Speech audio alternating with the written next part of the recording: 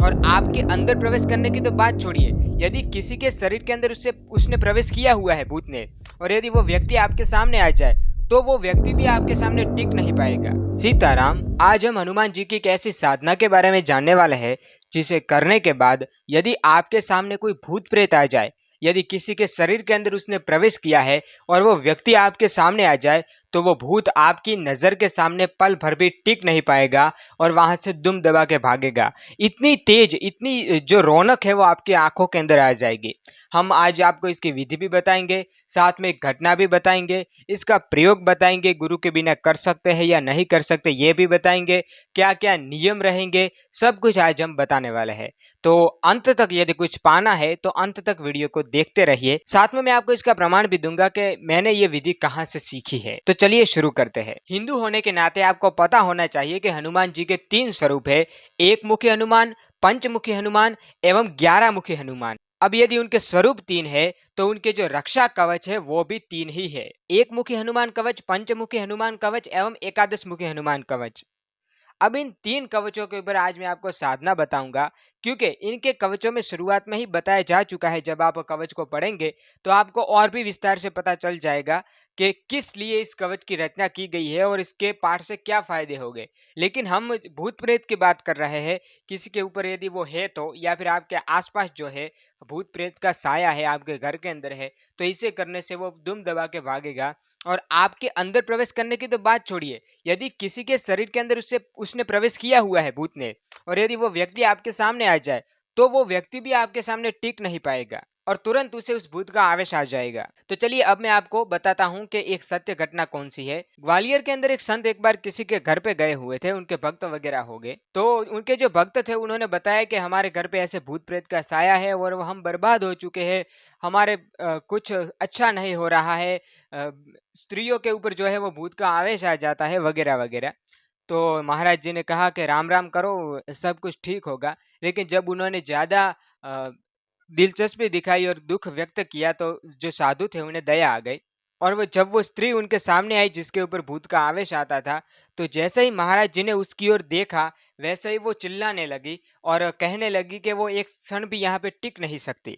तो महाराज जी ने उसे पूछा कि तू कौन है, तो वो स्त्री जो थी वो बोली कि मेरा महाराज जी कल्याण कर दीजिए। और वो कल्याण किस तरह से होगा, तो आपकी जो पग की धूली है, आपके पग को धो के पीने से मेरा कल्याण हो जाएगा। तो महाराज जी ने वही किया और उसका कल्याण हो गया। अब जब उनका एक शिष्य थे जिसे आज हम राजेंद्र दास महाराज जी के नाम से जानते हैं, उनके शिष्य ने जब पूछा कि महाराज जी ऐसा किस प्रकार हुआ, तो उन्होंने ये विधि जो अब मैं आपको बताने वाला हूँ उसे बताया था। तो चलिए अब मैं आपको वह विधि बताता हूँ। इन तीनों कवचों में से एक मुखी, पंचमुखी या एकादश मुखी, तीनों कवचों में से किसी एक कवच को लेना है और 41 दिनों तक उसका पाठ करना है, अधिक से अधिक। ऐसा नहीं है 100 पाठ, 101 पाठ, 50 पाठ, ऐसा नहीं है। 41 दिनों तक मौन रह के, पूर्ण ब्रह्मचर्य का पालन करके, किसी को भी स्पर्श किए बिना, किसी अन्य व्यक्ति को स्पर्श तक नहीं करना है, किसी मनुष्य को स्पर्श नहीं करना है। गाय वगैरह को चलता होगा, लेकिन मनुष्य को स्पर्श किए बिना 41 दिनों तक पूर्ण ब्रह्मचर्य का पालन करके, भूमि के ऊपर शयन करके, आहार का सात्विक प्रकार रख के, और 41 दिनों तक जब आप किसी एक कवच का पाठ करेंगे 41 दिन तक, तो आपकी जो साधना है वो सफल हो जाएगी। लेकिन ध्यान रहे, मौन रहना है और अधिक से अधिक पाठ करना है। हाँ, कठिन है, लेकिन अगर एक बार आपने 41 दिनों तक ये कठिन साधना कर ले तो मान लीजिए जीवन भर वो साधना आपके लिए काम आएगी। हालांकि बाद में आपको आदत भी पड़ जाएगी और आप दिन में एक दो बार तो उस कवच का पाठ करेंगे ही, और वो कवच आपको सिद्ध हो जाएगा। फिर न सिर्फ भूत प्रेत बल्कि आपके शत्रुओं से भी आपकी रक्षा होगी। कोई परेशानी अगर आपको आएगी तब भी आपको हनुमान जी सहायता करेंगे, कोई आपका वाल भी वाका नहीं कर सकेगा। इतनी शक्ति होती है इन कवचों के अंदर। तो नियम ये रहेंगे कि ब्रह्मचर्य का पालन करना है, भूमि के ऊपर शयन करना है, स्वयं से खाना बना के खाना है, और जो मौन रहना है, किसी अन्य को स्पर्श नहीं करना है, और मनसा वाचा कर्मणा ब्रह्मचर्य का पालन होना चाहिए। ऐसा नहीं है कि मन में कुछ और सोच रहे हैं और बाहर वो सब कुछ चल रहा है, ऐसा नहीं। ठीक से ब्रह्मचर्य का पालन करना है। तो ये मैंने आपको विधि बताई। किसी भी एक कवच को लीजिए, आपको ऑनलाइन भी मिल जाएगा, और यदि आप किसी दुकान के ऊपर जाएंगे तो आपको वहां भी ये कवच आसानी से प्राप्त हो जाएंगे। जो भी कवच आपको पसंद आए, तीनों कवच लीजिए, तीनों को पढ़िए, आपको पता चल जाएगा कि कौन सा कवच सरल है और आपके लिए कौन सा कवच उपयोगी होगा।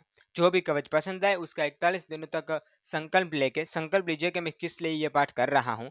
मेरे ख्याल से संकल्प आपको यही लेना चाहिए कि हनुमान जी की कृपा के लिए मैं इसका पाठ जो है वो कर रहा हूँ। और ये संकल्प लेने के बाद 41 दिनों तक ये विधि कीजिए। मैं गारंटी देता हूँ, संतों ने गारंटी दी है और मुझे हनुमान जी पे पूरा विश्वास है कि आपकी जहाँ साधना जो है वो पूरी की पूरी सफल होगी, आपको कोई भी निराशा नहीं मिलेगी। कुछ अद्भुत अनुभव भी आपको हो सकते हैं, हनुमान जी के होने के प्रमाण भी आपको पूरी तरह से मिल जाएंगे। 41 दिनों की साधना के बाद आप ये नहीं कह सकेंगे कि हनुमान जी नहीं है। यदि आपकी इसके अंदर रुचि है तो अवश्य इस साधना को कीजिए। अगर रुचि नहीं है तो हम आगे भी ऐसे वीडियो लाते रहेंगे, उन्हें देखते रहिए। जिसमें भी रुचि है उस साधना को अवश्य करें। बिना साधना को किए उसका खंडन न करें। बिना साधना किए ये मत कहिए कि इससे कुछ नहीं होता। आपको करना कुछ नहीं है। एक भी बार आप हनुमान चालीसा का पाठ कर नहीं सकते और कहते हैं कि ये साधना वगैरह चमत्कार वगैरह कुछ नहीं होता। एक बार भाई करके तो देखिए। यदि कोई रास्ता किसी शहर पे जा रहा है और आप बिना उस रास्ते पे चले कहते हैं कि ये रास्ता उस शहर पे नहीं ले जाता, ये झूठा रास्ता है, तो वो नहीं चलेगा। आप जो है वो अपने आप से कहिए। सब जगह पे दूसरों के अनुभव लेने चाहिए सिवाय साधना के, क्योंकि हर एक व्यक्ति का अपना अपना प्रारब्ध होता है। यदि आपके पुण्य जो है वो बलवान है तो हो सकता है किसी अन्य को अनुभव न हुआ हो, लेकिन आपको जल्दी हो जाए।